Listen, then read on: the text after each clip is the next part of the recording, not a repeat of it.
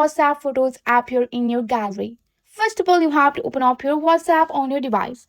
Once you are here, you have to go to the setting or the gear icon which is on the bottom right corner of the screen. And here you have to scroll down and go for the chat icon. Once you are on your chat icon, you have to ensure that the save camera is turned on. You have to just go for the save to photos or save to camera rolls. Just go and turn it on. So which will automatically save WhatsApp photos to your iPhone gallery. Also, you can go back and navigate to your setting of your iPhone. Once you are on your setting of your iPhone, you have to scroll down and find the privacy and security here.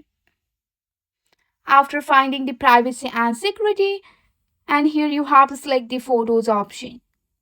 After finding the photos option, here you have to find the WhatsApp in the list and make sure it is set to all photos.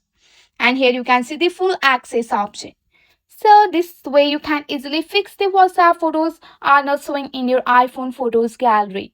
That's it for today. If you like this video, please hit that like button and subscribe for more. I will see you on the next one. Thank you.